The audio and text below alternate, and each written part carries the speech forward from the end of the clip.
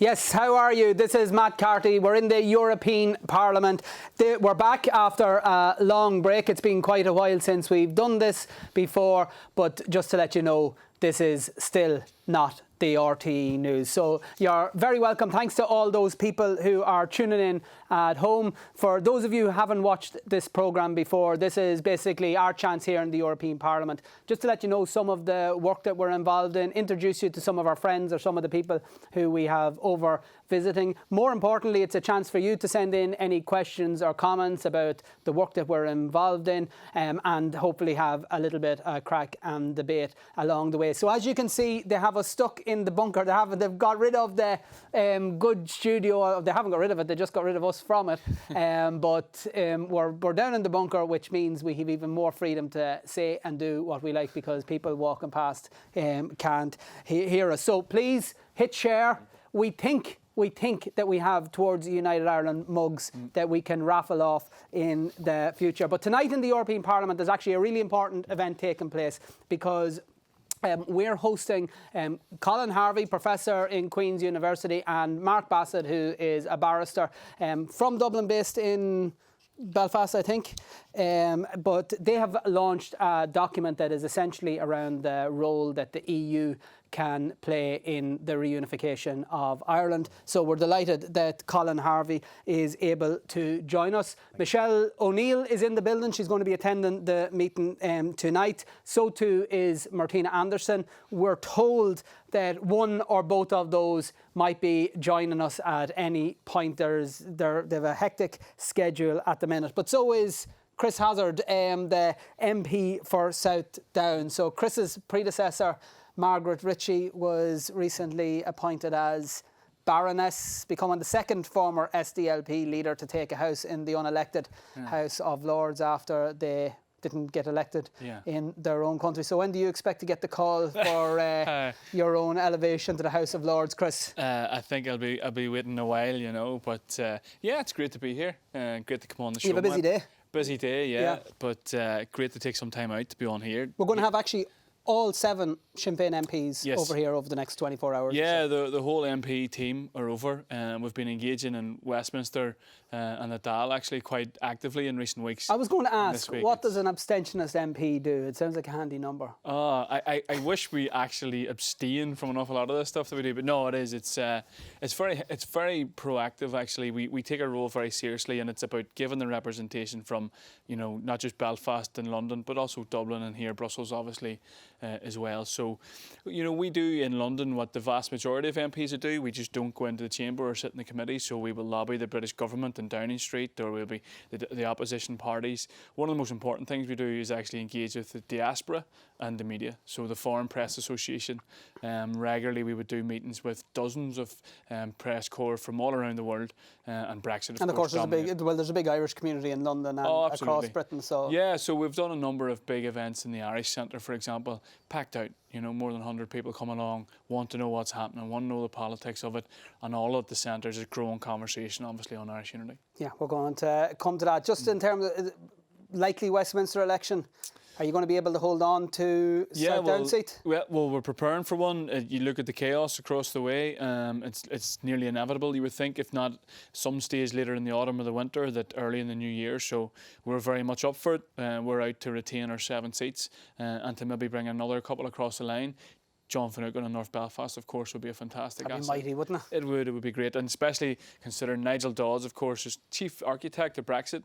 Him and Lee Reynolds, a DUP councillor, former councillor, of course, were on the executive board of Vote Leave. So, and you know, Dodds comes across as quite hateful. I don't like getting personal, but he does really, doesn't he? It'd be nice to see him lose his seat. Well, Dodds is the leader of the DUP at Westminster, you know, been about a long time, elected representative longer than I've been alive with the DUP. And look, the people in North Belfast voted overwhelmingly for, you know, to remain in the European Union. I think John's the best voice to be able to do that and to fight for their interests going forward. So it'll be interesting. Very good. Colin Harvey, thank you so much for being here. I've met you a few times, but I've watched you more importantly for those people who attended the Ireland's Future conference in Belfast. I said at an event that we were at last week, it was the closest thing to inspiration, because that was about civic society and particularly from a nationalist background, taking ownership of the political process. And I suppose what you've done here in terms of the document that you're launching tonight is the next step in that, or one of the steps along that. So do you want to explain what it is that your paper, show people your paper first of all. Here it is. And it's called? The EU and Irish Unity, Planning and Preparing for Constitutional Change in Ireland. I think ultimately we're just one part of a bigger growing civic movement in Ireland, advocating and working for constitutional change. And really this is just one part of a whole body of work that's ongoing at the moment. And really what we've been doing in this, we've commissioned to look at the role of the EU, very much feel that referendums are coming on the island, and it's important to plan and prepare. There's a lot of talk of the work that we can do in Ireland, but what this report hones in and focuses in on is the role that the European Union can play in that, because obviously this is a way for people of the North to remain in or return to the European Union. So the European Union is going to be involved in that conversation. The EU institutions are going to have to bring clarity and certainty to that. Member state governments are going to want to be involved as well. They'll be affected by a reunified Ireland. So really this evening, delighted to be here to launch the report in the Parliament, and to really say it's about time that the European Union engaged in this conversation, as a sort of prudent, sensible, responsible measure, preparing and planning for what will be constitutional change on the island of Ireland that is coming sooner than people may think. And because I know you've been engaged in meetings all day, but I was only at one of them, which was with the embassies from other European countries and their representatives, and in some cases very senior representatives from their country. What struck me compared to, because we're used to raising this at an Irish level when we talk to the Irish government or other representatives, even some of the larger NGOs, and when we talk about this, and there's almost an eye rolling when you talk about Irish unity or a poll, as if this is something for way down the future. When I listen to yourself and Mark talk about the logic of moving towards a situation, towards a referendum, nobody batted an eyelid. They all looked, and they couldn't say it because they're diplomats, but they all looked as if what you were saying was the logical next phase in terms, and especially in the event of a hard Brexit. Why has Brexit been so pivotal? Because I don't know about you. I was a United Irelander before Brexit. So we've always believed that economically, politically and socially we're better off in a United Ireland. But why has Brexit been the catalyst that has brought it to the next level? Well, in a sense, you both will understand this, better than I do, but there's a sense that people here in the meetings today, they get it, right? They get it, and in some senses the Irish government is going to have to play catch up with other, member state governments who understand this. Look, this is in the Good Friday Agreement. This was coming anyway, but Brexit has just accelerated the discussion. It is remarkable, to underline again this evening that the majority of people in the north of Ireland are being removed from the European Union against their will and against their consent, and they have a way to remain and return to the European Union. That fundamentally alters the nature of that conversation. It's a discussion in which the EU will have to play a role as well. So the conversation on Irish reunification, Irish unity was there. It's in the Good Friday Agreement. It's an agreed and endorsed measure for taking that forward. But Brexit has really sort of turbocharged, accelerated the discussion, and I think it changes the nature of the proposition I think that people will be putting forward in those referendums. And really all we're saying this evening, and a lot of people are saying at the moment, is just, I think we in this room, in this bunker, right, we're the responsible people in the room. We're saying to the European Union, Irish government, this is coming, maybe coming sooner than you think. Get ready. Start contingency So what planning. needs to happen then?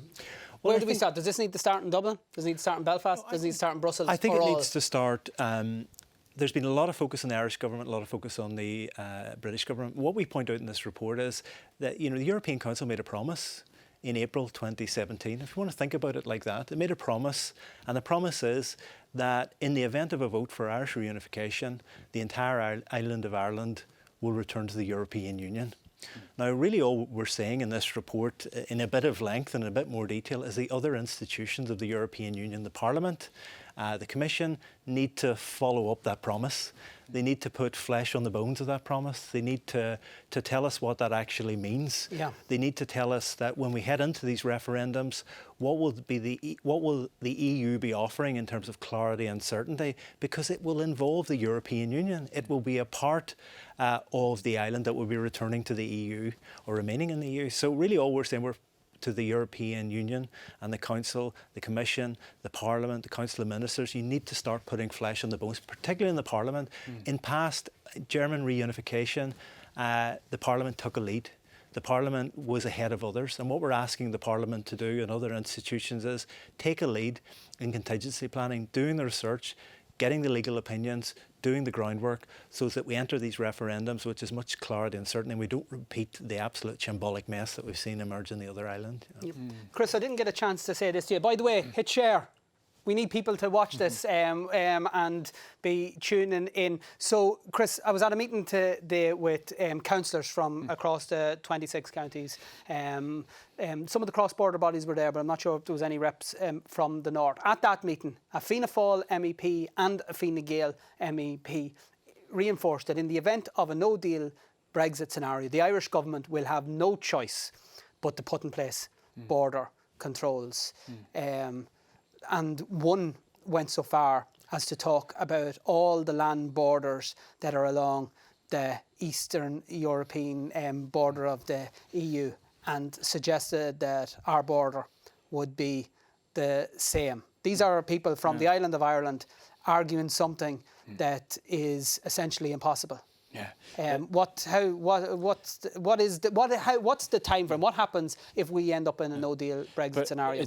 It's amazing. It's amazing that some Irish political representatives can't come to the same analysis as the Chinese. For example, I was in Beijing this year engaging, and the response very much is from Chinese business and government sectors.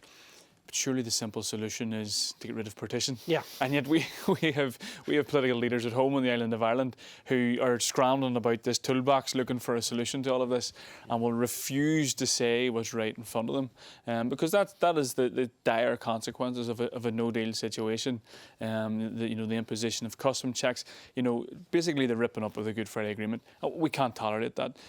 I welcome the fact that Leo Varadkar only last week spelled out that one of the options on the table is Irish unity. But what he needs to do now is grab that and realise that is a real and living and clear and present option. He needs to prepare for that. He didn't sound as if he was too enamoured by the notion, which is a bit strange for an Irish Taoiseach. It's nearly as if he's like, people are talking about this out here. I need to acknowledge that, but I don't want to get into the detail of it. Yeah. And that's, so on one side, he's acknowledging that conversation's happening, and that's happening. You can hear it today in Europe. You can hear it no matter where you be. You hear it in London or wherever it might be, anywhere else, and people are very clearly saying, Brexit is a disaster. It's very clear that these complex solutions that the British government, etc., are looking at aren't working. There's a very simple, very responsible and prudent thing to do. It's plan for the thing that's actually in the detail of the Good Friday Agreement, and that's a referendum on Irish unity. Okay, so you're from Southdown. Yeah. You share a constituency with Jim Wells. I do. One of the natural questions that people are going to ask is, how do you convince ever somebody who votes for Jim Wells to be comfortable in a united Ireland? Like, is that a conversation that we can even have at this point with those people? Well, they're having that. And for example, Sinn Féin might never be able to convince those people.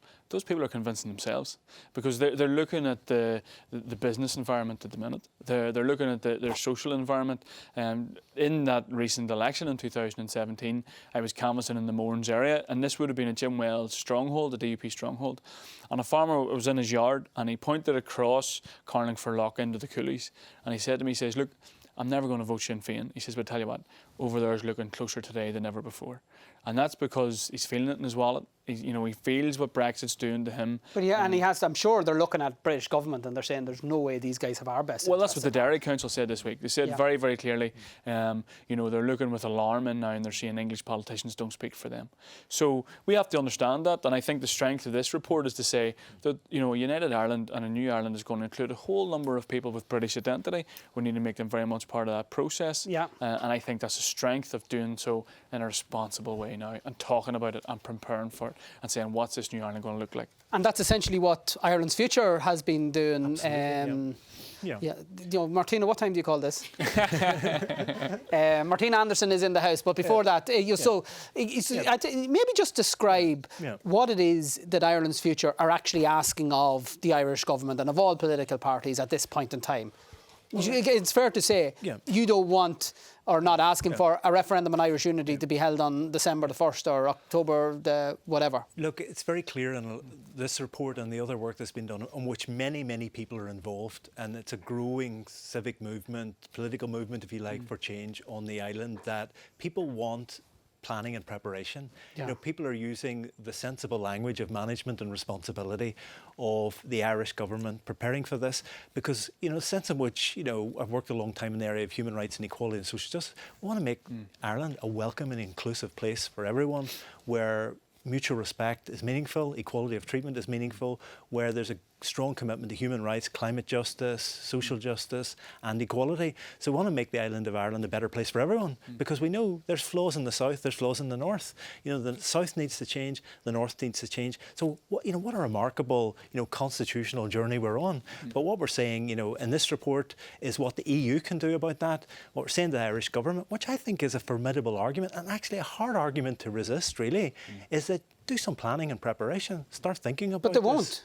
They won't. Which they're saying now isn't the right time. Yeah. And it's too soon. I think there's a problem in that, because these issues are intrinsic to Brexit. They're intrinsic to the Brexit project and what the Brexit project does to the Good Friday Agreement, and they're intrinsic to the sort of vision that the British government has in the future. Let Britain, let England wander off wherever England is going, but it's not a vision that's compatible with the Good Friday Agreement and the values of the peace process and where we want to go in the future. So I think it is time to have this conversation, and in a sense people are having the conversation anyway.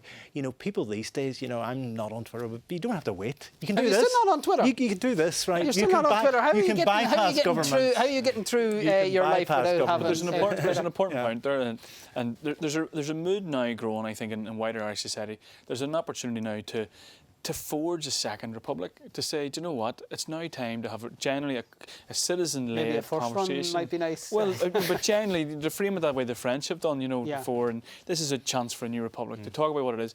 In a world where young people are being mobilised around climate change, when human rights is becoming increasingly important, whenever the European Union has failed to deal adequately with the humanitarian crisis, wherever it might be, we have a real opportunity, but not just the 26 counties, the entire Irish nation, the diaspora and everybody else, to genuinely deliver upon the principles laid out in the proclamation or the democratic programme, something that's never been done. So now is a great opportunity. Why not get involved in it? Martina, I know you were having your afternoon nap there, and sorry for waking you. Explain yourself. I will explain myself. I will tell you. So how's your day been? Well, I think my day would be a lot better if I could take myself to butchers and cut myself in two. I could do much more for the struggle than what I've been able to do today, but we haven't done bad so far. Yeah. Very, very busy, and it's great to have the Vice President of Sinn Féin, Michelle O'Neill, along with... Is she coming in? The Magnificent Has Seven. she stood me up? Well, she's in big demand. I think she's been on one radio show and TV show after another. I know, but she's had to... she wants to tell everyone Keep that it and share, by the way. We Yep. need to get as many people to watch this. I have to say, I explained to her last night that, God rest Martin McGuinness, the last time he was here, we had 14 engagements with Martin, and we sort of ran him ragged from one part of the building to the other, and he was really up for it. And last night, before all the rest of the engagements today, Michelle had 18. So I had explained to her, she was a lot younger than Martin was at the time, and she has had another 10 engagements piled on top of that, and she still has to do the conference. So anyway, so that's where we're at. Yeah, so the conference tonight were Colin has explained the premise of the document. It's a 90-page document, so we can't do it justice. We will have it up on all the websites over the next couple of days. This is part of making sure that more people are engaged in the conversation. And tonight there will be people from across Europe in terms of representatives here, but also NGOs and the Irish community here. So it's taking place, by the way, at 7 o'clock here. So that's 7 o'clock. So if you know anybody around Brussels, tell them. We'll give Martina's private mobile number at the end of the programme, and people can ring. But if you're looking for a way, let us know. Someone's text, are any mugs on the go? Yes, we think we have enough mugs that we can do. Sitting around this table. We'll be able to do a raffle at the next time. I'm not actually sure. It's been that long since we did a show. Whether we promised that we'd do one at this. Anyway, we'll look into it. If you're owed a mug, send us a postcard. So, Colin, just going back to you, because this is I think, a really important, almost crossroads that we're coming to as a country, and this is, I suppose, many respects the test as to whether or not partitionism has won over the last 100 years, or whether or not we're still above and beyond that. And I was explaining what the Fianna Fáil and Fine Gael MEP said earlier on. So to me, we need to go much deeper than the politicians. This isn't going to be driven by an Irish government unless an Irish government feel they've no political choice but to do it. So how do we engage, activate civic society across 32 counties to be demanding that we actually start having a conversation on Irish unity? No pressure there. Yeah, well, I thought we'd give you a nice simple one. We've only 10 minutes left. You've said it yourself already. There's a sense in which the conversation has already started, that people are not waiting for governments to give them permission to have the conversation. They're doing it themselves, and I think there's a sense that has real traction and momentum. It's in civic society. You can even see it in the wider university and other sides. People are beginning to pick this up as an issue, and it's gaining more and more momentum. And it's really about asking people to join in what is a growing conversation on the island about how we change the island for the better in the next 100 years. I think we're in monumental times. It's a major moment. It should be a sort of energising conversation as well about how we do things better. There's more work to do. There's more work to do in the north. There's more work to do in the south, I think, in particular as well, in building that civic dialogue in the south of the island too. The economics. It always baffles me that there are some people who will argue that there's an economic case against reunification. Where when the whole logic behind those EU advocates, when the whole notion is the bigger the market, the more economic benefits from it. People often say to me, they don't say it to me directly, but what they're inferring is that it's completely logical to suggest that Carrickmacross would have the same currency as people in Luxembourg, but to suggest that they'd have the same currency as people in Crossmaglen, less than 10 miles away, like that's somehow being fanciful. Fanciful. I suppose ultimately, the separation and segregation on our island doesn't make sense, and it doesn't make economic sense. There'll be a managed transition over time to the place that we're going to next on the island, and what we're really saying tonight is the EU will be part of that conversation. And what Brexit does is it additionally adds the sense that looks like the better bet for many people. Now, that's not to take an uncritical approach to the European Union. I have many problems with the European Union and the direction of travel it's going. We'll have another show about that. But I think it does change. Yeah. Look, I think what people miss in the economic argument, I'm not an economist, but what's absolutely clear, there'll be a managed transition over time in which the planning and preparation also involves working out how that managed transition will be negotiated, how the financial aspects of that be negotiated, and we will have European and international friends and partners who also will be central to that conversation too. What's interesting first of all, say fanciful. I want to know, is it just fanciful? Is it fanciful? I don't think that was the word I was looking for. But the interest in the economic side of things is, people forget too that one of the reasons that partition happened in the first place is because the interests of capital at that time wanted to protect themselves in a northern industrial state. them same interests now want to be part of Europe. They are the interest that's driving that, maybe that civic unionist conversation. It's the interests of capital in that conversation.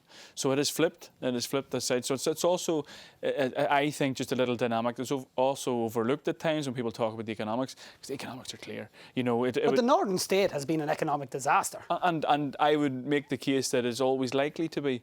Just simply, it'll always be a backwater of the wider Irish economy and the wider British economy, both of who at the minute are run for the best interests of those in the wider southeast area in Ireland and the wider southeast area in England. And that's the simple reality of it. Before we move on, I wanted just to have, because we've only a few minutes left, but I wanted to just get your take in terms of the negotiations up at Stormont. Has that been overly generous to even describe them as negotiations? Is there any chance of a breakthrough and getting the executive back up and running in advance of knowing where we are with Brexit? Well, once the DUP did their deal with the Tories at Westminster, they've checked out. To a large extent, they've been in hiding in London, intoxicated on the fumes of their deal, their toxic deal, and that it is their focused solely on Westminster. So that's a no. And they've checked out of Stormont. So at the minute, there certainly doesn't look likely. We'd very much want to be. You'd love to have local ministers in charge, making the decisions in the best interest of people.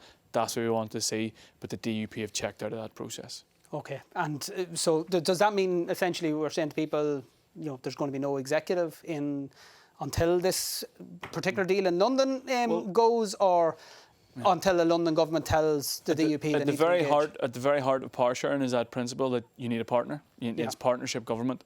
And currently at the minute we don't have a partner. As people will know, last year in February we signed up to a deal, we were ready for a deal, and the DUP walked away and couldn't do it. We've done some good work with some of the smaller parties, the SDLP and Alliance, in recent months to come up with some compromises and good deals around... So the SDLP are a very small party now, though, aren't they? Well, you know, these other parties are small parties, but I think it's shown, for ourselves, a willingness to work and get back in. Unfortunately, we don't have a partner from the unionist community. The DUP, as I say, are just fixated on London. Okay, Martina, are you going to be here next month, or I'm trying to plan me shows out? What's going to happen? What's your guess? Is there going to be an extension? Well, to be honest with you, I wouldn't even hazard a guess. I'm sort of knowing I'm going to be here for the next We few brought weeks. you here in your expert capacity. You have to give an opinion. My capacity is I have 3 weeks to do as much work as I can do for the struggle and for the people of Ireland, and I intend to live every minute of that as if it's a week. But look, I'm quite excited about where we're at this moment in time in our society, and I know for an awful lot of people it's a challenge, particularly. But we're facing potential economic disaster within this month. Yeah, that's if we go down one pathway. Yeah.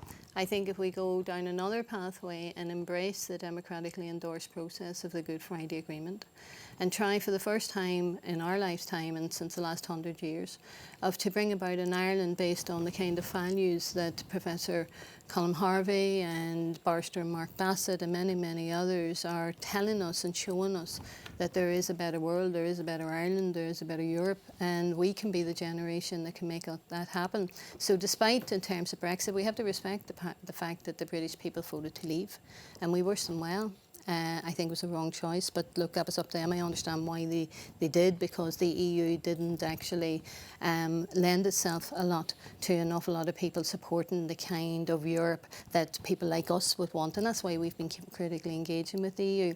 But I think in this moment in time, in our lifetimes, never in my lifetime had I heard the kind of conversations that are taking place across Ireland, and how that has been accelerated by such a disaster in one way, because Brexit is incompatible with our peace and political process, but it has also got people to look at a provision of the Good Friday Agreement that was nearly lying dormant for a while, and that was the unity referendum. And now in our lifetime we can be the generation that can bring about the kind of social justice, the human rights, the equality for everyone, regardless of their religious denomination or their political preference. And I think for the unionist community and the unionist people, working class unionists and all of the people across Ireland, we can live together. We have much more in common with each other than we have with people in London or England or anywhere else. And even though people will say, you know, it's going to create some kind of, people will be a little bit frightened about this, of course they will be, and people will be unsure, but we're going to manage it. We're going to plan it. We're going to prepare it. and we're the generation that can do it right. You And talked about cutting yourself in two. I suppose this is the first time we've done this since the elections. Yeah, I suppose it's we just were apt cut to in talk two. about. We were cut in two. I think it's just Leah. fair to say our job has been much harder. Oh, And when I'm Leah. talking about the Fianna Fáiler and the Fine Gaeler, who are talking about putting border controls up, one was from Kerry, one was from Cork, and I did say to them that suggesting putting barriers between trade between Armagh and Monaghan is the same to us as putting those barriers between Kerry and Cork, and they don't get it. And that's why it was so important that we had Republican voices here, and now that we've lost them, that we start working to bring them back. But there's going to be elections in the north. There's going to be elections in the south within the next 12 months, probably much sooner than that. We need to get back to putting Republican voices in the heart of those institutions, because we can't just expect others to do it. And unfortunately, we're seeing that in the reality of here. Colin, I want to finish. Can we just say before you leave that, I just want to say to Leah and to Lynn. They better be that watching, actually. I'm going to check we this miss out. you so much. We probably all didn't realise what we had until we were broke up. And the four of us, we were a mighty team here together, and Matt and I's job has been much, much harder without them. And Ireland has been poorer in terms of its without doubt, representation. without doubt. Here, Colin, I want to finish with you. We have 50-odd people watching live. Generally, the experience is that a few thousand people will watch this over the next few days. If the guys who are watching now actually hit share and be in with a chance of winning a mug. Sure. But what I want you to finish on is, what do you say to those whatever number of people who are watching this show in terms of being active, in terms of pursuing what is the very legitimate argument in favour of Irish unity? What can ordinary people watching this programme do from here? I think people can, as they're doing this evening, join the conversation. There's a growing conversation. Join in, participate, and do like many of us are doing at the moment. Just start your own discussions, whether that's in your workplace, whether that's in your own social setting, whether that's in your own family. There's things that all of us can do to promote this conversation. But it's about joining in, and I think ultimately just doing it. You don't have to ask anybody to have this conversation. And one of the remarkable things about the technology that you're using this evening, we can bypass governments. We don't need to ask them. We do it ourselves. So join in, participate, but just get on and start the conversation. A united That's Ireland information. makes sense, folks. We all need to work for it. So we're going to try and do one of these in the next Strasbourg, which I think is in a couple of weeks' time. But from now, please keep hitting share. Be in with a chance of winning a mug. And we're going to finish with a bit of music. So thank you, Chris. Thank you, Colin. Martina, thanks for bothering the show up for a few minutes at the end. I tried. I